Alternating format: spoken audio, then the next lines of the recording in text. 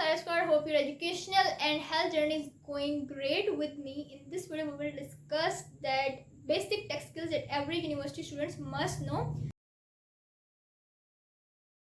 University में आप जाते हो, बहुत सारे स्टूडेंट्स होते हैं जिनको बेसिक चीज़ों का या वो बेसिक चीज़ों से स्ट्रगल कर रहे होते हैं, लाइक असाइनमेंट नहीं बनाना आती, प्रेजेंटेशन नहीं बनाना आती, या आप यूनिवर्सिटी में जाते हो आपको नहीं पता होता कि what is power point, what is MS word, या ये सारी चीज़ें क्या हैं, या एक्सेल क्या होता है, या क्या इनका यूज़ करना होता है. तो वो कौन सी बेसिक स्किल्स हैं वो आपको आनी चाहिए और आपको सीखनी चाहिए कि आपको यूनिवर्सिटी में कोई मसला ना हो. क्योंकि अगर आपको ये खुद नहीं आता, अगर आप किसी अपने क्लास फेलो या ग्रुप मेट पे डिपेंडेंट हो, तो फिर आपको उनका वेट करना पड़ता है, उनकी मिन्नतें तरले डालने पड़ते हैं.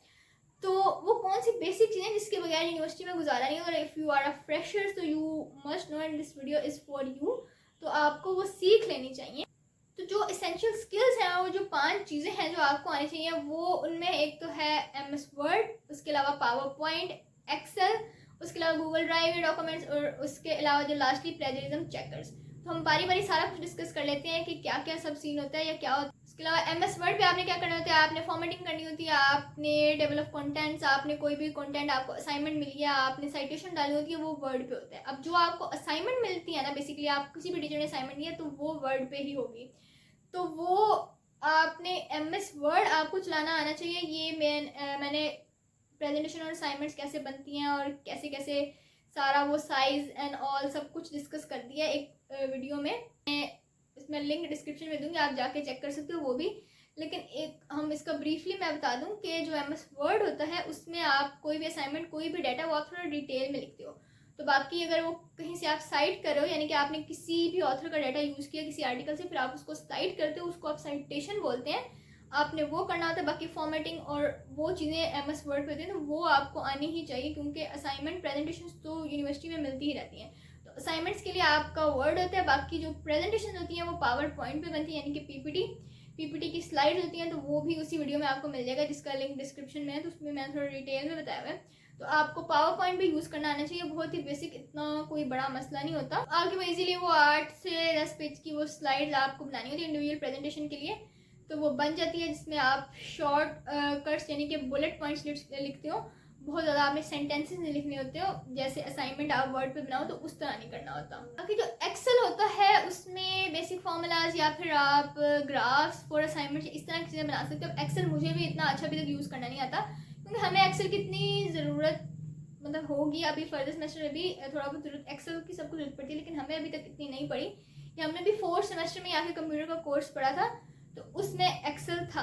अब जो मेडिकल के स्टूडेंट्स हैं उनका तो इस तरह होता है, लेकिन जो कंप्यूटर वाले स्टूडेंट्स हैं, जो उनकी कंप्यूटर साइंस वाली, सॉफ्टवेयर इंजीनियरिंग वाली इस तरह की डिग्रीज हैं, तो उनके लिए तो एक्सेल बहुत ज़्यादा इंपॉर्टेंट होता है. बाकी एक्सेल में कोडिंग वगैरह भी होती है, मतलब बेसिक कोडिंग हमें सिखाई वगैरह गई थी कि लाइक आपने फॉर एग्जांपल अगर एक पैटर्न पे एक डाटा चल रहा है तो आप उसको सबको सिलेक्ट करोगे और वो सारे आपको आंसर्स दे देगा. लाइक वो कोडिंग हो जाएगी. फॉर एग्जांपल मेल फीमेल का ही रेशियो. अब आपको बार बार लिखने की जरूरत नहीं है कि ये फीमेल कंटेस्टेंट है, ये मेल, या मतलब आप एक कोडिंग करोगे, आप एक कोड डालोगे, आप जस्ट 1 क्लिक में वो सारा हो जाएगा. या फिर अगर आप फॉर एग्जांपल 100 मार्क्स का टेस्ट था, 50 से ऊपर वाले बच्चे पास हैं, तो टीचर एक कोड इंसर्ट करेगा एक स्पेसिफिक एक्सेल में, तो वो खुद ही सारी लिस्ट जनरेट कर देगा पास फेल स्टूडेंट्स की. तो आपको मैनुअली एक एक टाइप करने की चीज़ जरूरत नहीं है.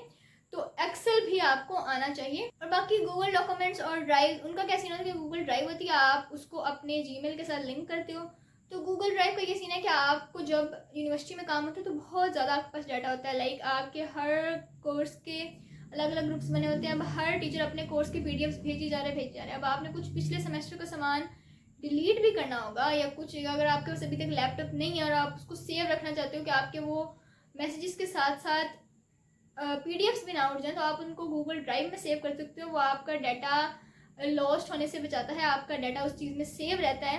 तो आपको थोड़ा बहुत उनका भी नॉलेज होना चाहिए, गूगल ड्राइव एंड ऑल का. बाकी अगर आपके पास लैपटॉप है तो वेल एंड गुड, आप उनमें लैपटॉप में अपना डाटा बाकी एक्स्ट्रा ट्रांसफ़र करके अपने फ़ोन से डिलीट कर सकते हो. बाकी 5th होते हैं प्लेजरिज्म चेकर्स. आपको इनका भी थोड़ा बहुत नॉलेज होना चाहिए. प्लेजरिज्म चेकर्स क्या है? प्लेजरिज्म तो सबसे पहले होती है कि आप, प्लेजरिज्म वो चीज़ होती है कि आपने जस्ट कोई चीज़ किसी का काम उठाया, कॉपी एंड पेस्ट कर दिया. मोस्टली आजकल तो GPT का दौर है. तो असाइनमेंट्स होती हैं तो वो टॉपिक लिखते हैं, GPT असाइनमेंट बना देते हैं, आप वही वहाँ से उठाते हो, वहाँ से कॉपी करते हो اور اپنے ورڈ پہ آ کے پیش کر دیتے ہو. اب اسائنمنٹ تو بن گئی, لیکن موسٹلی ٹیچرس کے پاس تو پیڈ یہ سارے پلیجرزم چیکرز ہوتے ہیں جن پہ وہ آپ کے اسائنمنٹ ڈالتے ہیں. وہ آپ کو بتا دیتے ہیں کہ کتنا پرسنٹ ہیومنس نے لکھا ہے, کتنا پرسنٹ اے آئی. اب بہت سارے چیکرس ہیں پلیجرزم چیکر جو اتھینٹک نہیں ہیں, لائک جو فری ہیں, کچھ اچھے بھی ہیں لیکن کچھ نہیں بھی ہیں. لیکن ٹیچرس کے پاس جو پیڈ والے یوز کر رہے ہوتے ہیں تو آپ پھر ان کو چیلنج نہیں کر سکتے, وہ اتھینٹک ہوتے ہیں. اب یہ بھی میں آپ کو بتا دوں کہ ٹیچر ہر اسائنمنٹ نہیں کرتا پلیجرزم چیکر سے, یا آپ کو ہر اسائنمنٹ پہ اس کی بیس پہ مارکس نہیں ملتے. لیکن کچھ اسائنمنٹس ہوتی ہیں جو واقعی آپ کی ایفرٹس مانگتی ہیں, یا آپ نے ان میں پراپر ریفرنسز دے کے, پراپر سائٹیشن دے کے, پراپر کریڈٹ دے کے وہ بنانی ہوتی ہیں. تو وہ آپ کو نالج ہوگا, آپ کسی بھی چیکر پر ڈالو گے وہ آپ کو بتائے گا, تو آپ کو پتہ چلے گا نا کہ آپ کا کتنا کام اے آئی والا اور کتنا خود کا ہے. تو موسٹلی اسائنمنٹس ہم بھی جی پی ٹی سے بنوا لیتے ہیں, لیکن وہ آپ کو آئیڈیا ہوتا ہے کہ کون سے کورس کی آپ بنا سکتے ہو یا کون سا نہیں. لیکن جو کام پراپر طریقے سے کرنے والا ہوتا ہے پھر ہم وہ پراپر ہی کرتے ہیں وتھ سائٹیشن, اور خود پہلے ہم لوگ خود پلیجرزم چیکرس پہ وہ ڈالتے ہیں.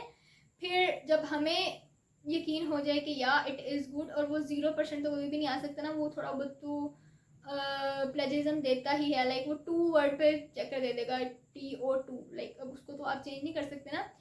تو کچھ اس طرح کی چیزیں, یا جو کچھ نیمز ہوتے ہیں اس پہ وہ پلیجرزم کا وہ آتا ہے. تو لائک 20% سے کم از ویل اینڈ گڈ, ایون 30 سے بھی اگر آپ کا اتنا کچھ نہیں ہے تو وہ چل جائے گا. لیکن یہ چیزیں آپ کو پتہ ہونی چاہیے. ابھی آپ کو بونس ٹپس کیا ہوں گے کہ آپ کو اگر کچھ نہیں سمجھ آ رہا, آپ یوٹیوب پہ ان سب کو دیکھ کے یہ سیکھ بھی سکتے ہو کام. یوٹیوب سے ویسے بھی کوئی لیکچر لے سکتے ہو, باقی آپ کینوا بھی یوز کر سکتے ہو بہت ساری چیزوں کے لیے, وہ بھی سمپل ہی ہے.